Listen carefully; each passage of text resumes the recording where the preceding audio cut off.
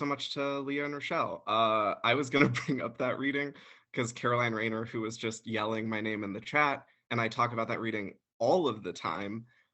It was a really, really great reading. And Bo Rice, who wrote this amazing book of nonfiction called Text, which you can't really find anymore, read. And Aiden, who just read, interviewed Bo in Bomb Magazine once many years ago. His whole book is kind of the basis of my project that I'm about to read from. Um, Not to talk about it for too long, there are just like kind of two pieces of information you should have. One is that this is from a manuscript of epistolary poems, essays, whatever the fuck I'm working on right now. Each epistolary is named after a song. This particular one is directed at someone called Turner. And I'm just going to do a brief little bit of promo for my dear, dear friend Kay Gabriel, whose book, Queen in Bucks County, comes out from Nightboat Books this fall. The second it's available for pre-order, you're going to want to do that. And that whole book is a lot of, I hope Kay isn't mad at me for saying this, persona poems directed at friends from the persona of someone who is basically her, but kind of a faggy boy. And it is intended to make the recipients kind of try to seduce Kay as a boy back. And this is one of the many letters I have written to this Turner character. This is called Swan Dive by Waxhatchee. Turner, I'm crying in the back office at work because the libertarian I'm sleeping with crushed some pussy last night. This was the inevitable end to Bisexual Visibility Day, but let me backtrack. I had sex with him on Thursday night again, thinking I had freed myself from some kind of mental anguish. I know what we are now. It's friends with benefits. I can do that. Hell, anyone can. It would be cowardly not to. The sex is too good. He made me come so hard I couldn't stop hysterically laughing afterwards. I just looked at him and laughed and laughed. I can't remember what color his eyes are, but I was looking right into them. And then I used my cum as lube and jerked him off, biting his earlobe and sucking at his collarbone and fingering his nipple. I asked him if he wanted to come on my face again, and he said, I'll shoot wherever you want. Be still my heart. Romance here in the modern age. Of course he came all over my face. Ropes and ropes of that gorgeous vegetarian cum. You know exactly what I mean. The taste, the consistency. It makes up for years of cum from idiots that had the texture of nerds rope and eluded my mouth altogether. You know what kind of cum I mean. I made sure this time to suck him dry afterwards too. God, his cock is so thick. Perfect fucking Irish East Coast cock, so hard to come by in the Midwest. Why, dear Turner, do I feel so shattered then? Is it because he said that even after sleeping with me, he still needed a win? I think we both know I'm the easiest W a man can acquire in this windy town. Winning a World Series or a Super Bowl are goals that are lofty and out of reach for most of these Malort swillers, these champions of four hams on a first date. But me? They can consume all the liquor they want, all the bathwater beer they need. They all know that I'll be available to be gently shoved into the nearest wall. He did choke me fully this time, a welcome change from my usual favorite. The hand placed firmly on the throat, no force though.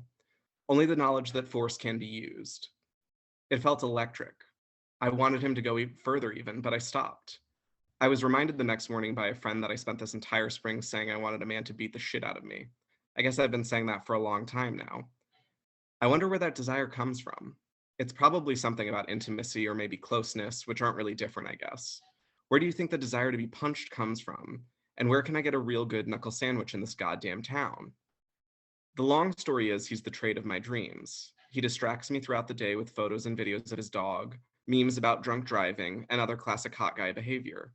He's read one book in the last year, and it was a book about the history of miners unionizing in Pennsylvania. His hair is so curly, so fun to hold on to. When we fraught, God, the fraughting. It was so intense this time.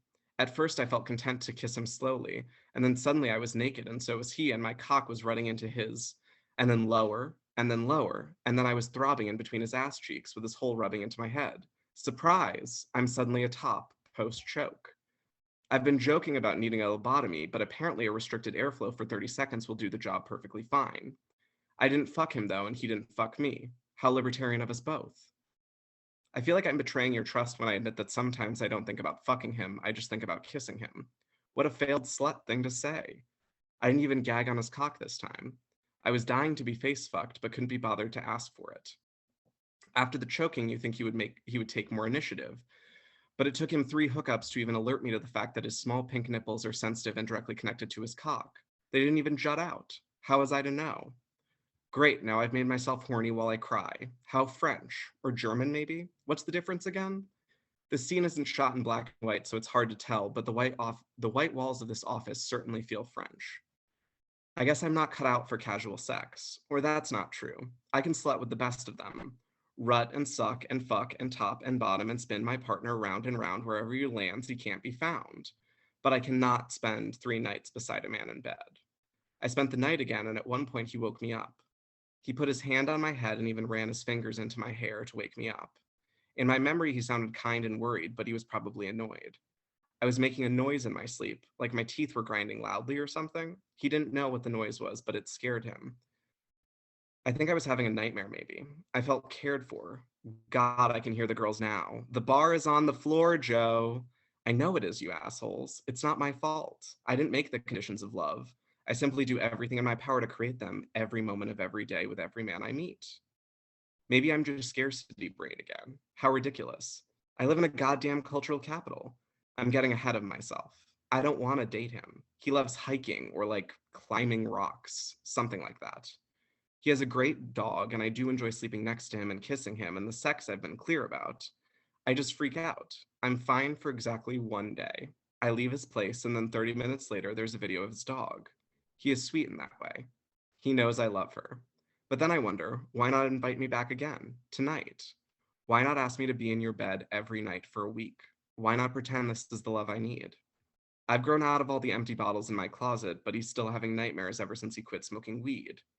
I understand the logic of friends with benefits, really I do. Why buy the cow when I can milk you for free? Maybe the problem is that I always want to be the most worthy cow, or I think that if I'm the cow who finally gets picked, then I'll finally be worth it. Or maybe the problem is that I'm not a cow. I just cannot be left to graze for hours on my own. I'm a lamb and I need a goddamn shepherd. I don't need a cattle prod or an electric fence or even monogamy. Hell, I'll even let him cheat. Any him. I've said it for years, but I'll say it again. No man has ever loved me enough to cheat on me. They would rather just leave me for someone else. Whatever happened to cheating? Whatever happened to staying until it's time to use that information against me? Whatever happened to heterosexuality? Is that what I'm trying to recreate? Is that why I'm unhappy? I haven't put on Swan Dive yet. I can't listen to it. Turner, I'm scared. It's only been 4 times, but I think I could love him. If I listen to Swan Dive, if I do my litmus test for love, if it comes back positive, I don't know that I'll be able to do what needs to be done. I don't know if I'll survive the winter when he drives his burnt orange Subaru off to warmer climate for a few months. Hanging in Montana, not missing any part of me. Maybe my tongue in his inner earlobe, but I'm sure he could find some 5th wave emo girl to do that for him. Love Without Anal. There's my fucking memoir title. Or a play about the state of the American family. You decide. Would it win any awards? I sure hope so. I've always wanted a Peabody. I've always wanted a boyfriend. I've always wanted a husband. I've always clung to a man's indifference, and they've always clung to their worst memories. I'm ruled by seasons and sadness. It's inexplicable. But mainly I'm ruled by the explicable ways my parents raised me to be. Damn my central nervous system, and damn this man for having good tattoos and a tongue that makes me pant like a dog on a hot day. Maybe I'm not a cow or a lamb. Maybe I'm just a dog, always afraid that when he leaves the house, he'll never be back. I don't even have a key to the house. Turner, I'm stuck, but I swear I'm growing out of all these empty words I always speak. Are you? Write back and tell me, please. Tell me about the raver with his spiked belt and unstoppable cock. I'm dying for a hit of it. XOXO, Joe. Thank you.